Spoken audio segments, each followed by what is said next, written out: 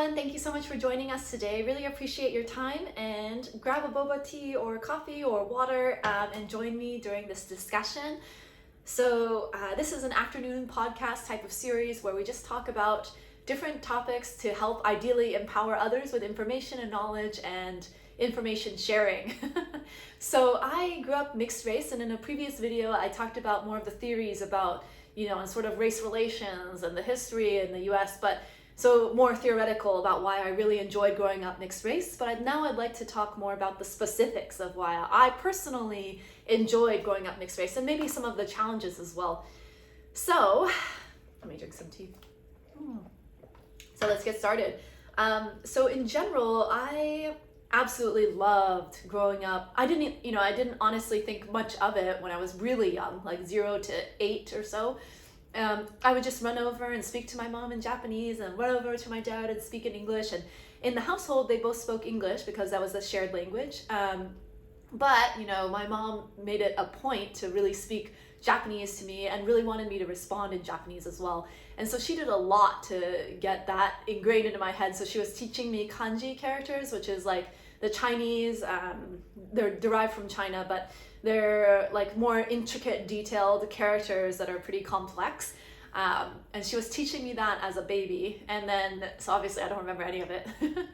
And she also did, she celebrated all the Japanese holidays to the best of her ability. And because we were living in America, so you can only get some, you can only get like a perfunctory experience. It's not as like embellished or amazing as it is in Japan, right? Because, obviously over there, they have like the works, like it's in every supermarket, everywhere, all over the place, and it's a big festival. But anyways, she did that. She also put me in Japanese Saturday school from a very early age. I was learning Japanese and speaking Japanese with other young people.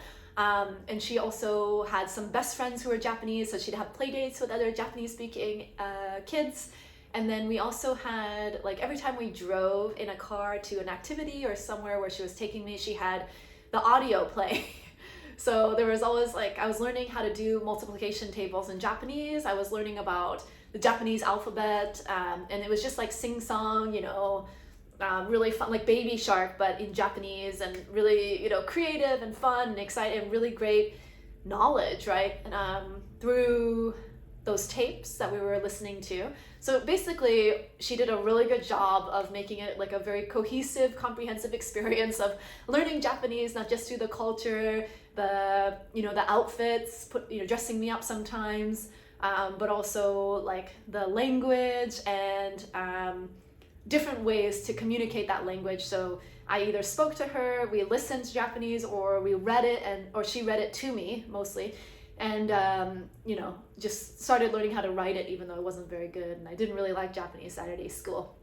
Because one of my best friends at the time was like doing nothing on Saturdays, and I had to go to school. So I was really unhappy about that. I don't think most kids really enjoy Saturday school at all.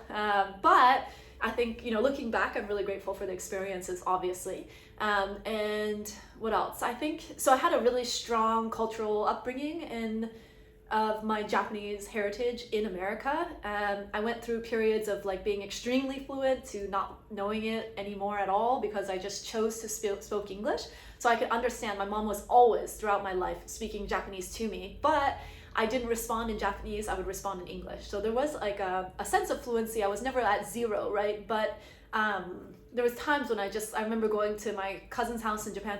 My mom also took me to Japan every other year, even though we didn't have very much money, but luckily we just had to pay for the flight, some meals, and housing was taken care of by our family members. We just stayed with them in a small place. So luckily it was more affordable, but yeah, ultimately that was a phenomenal experience in and of itself too, like just being able to travel to Japan and not realizing like how much of a benefit and how valuable that experience was. So I think, fundamentally, I just remember like sometimes I could like fluently converse with my cousin, no problem. But then other times like we could barely speak, like I could just understand. And so like we would just play with a ball or something. Like we didn't really. So I don't know. I just went through periods of like fluency and not fluency. And part of that is because I stopped going to Japanese Saturday school around like age 12. And sometime in middle school, I was just so sick of it. I didn't like it. And And that's the challenging thing about growing up mixed race, because my father didn't speak, and I'm not blaming him at all, but he couldn't speak Japanese. And so I was at a disadvantage in the Japanese Saturday school, because generally 90% of students had both parents speaking Japanese. It was one of the toughest Japanese Saturday schools in San Francisco too. There was like 2 or 3. But then the other thing was that so I just always felt like I wasn't doing so well, and I didn't really like that, because in regular school I was acing it and killing it and doing so well.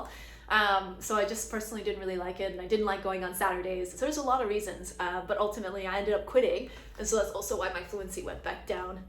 But I think it all worked out, because in high school I chose to do it at Lowell High School. It's a public school, but they luckily had Japanese, so I took it for 4 years and became so much stronger in my Japanese language speaking abilities and writing and understanding it.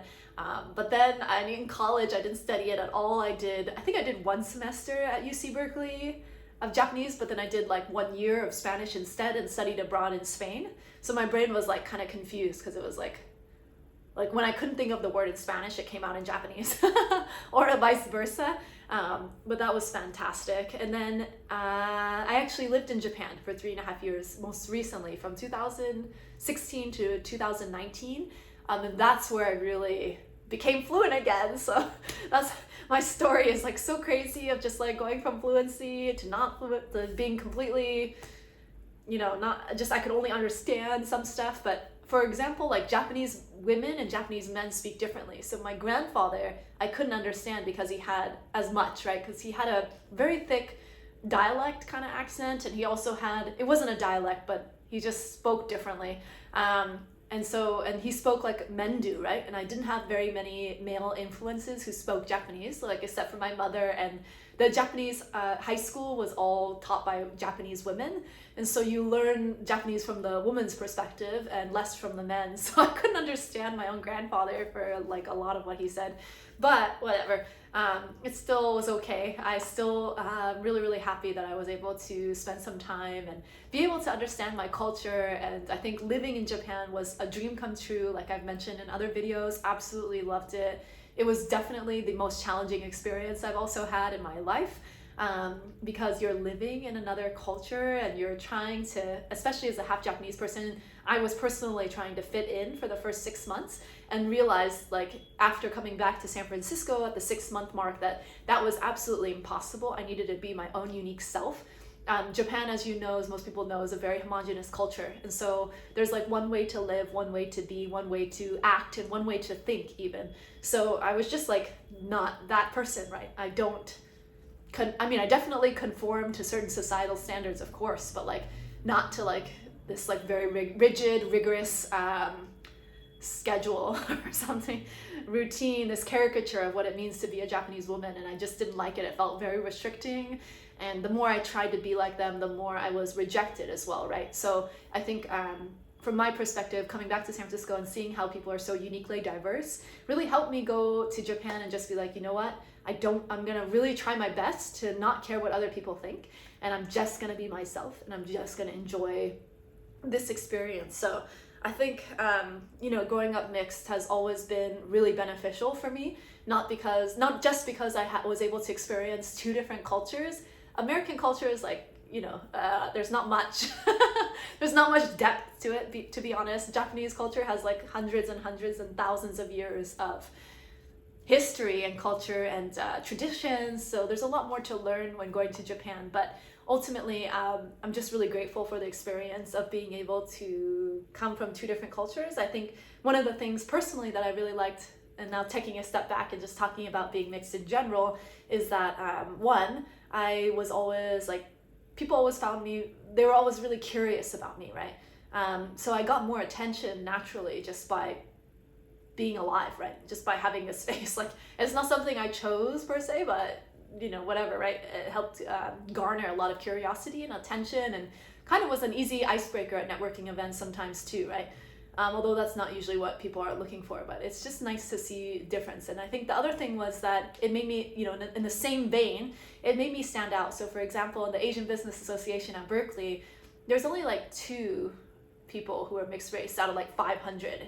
And then there was also like 2 Indians. Everyone else was like Chinese or Japanese. I'm not sure I understand. So I think fundamentally that was really nice too. It's just you kind of naturally stand out, and you know, that's good and bad. It can, but anyways, I was just very much associated with my Asian culture, and so I ended up marrying an Asian person as well.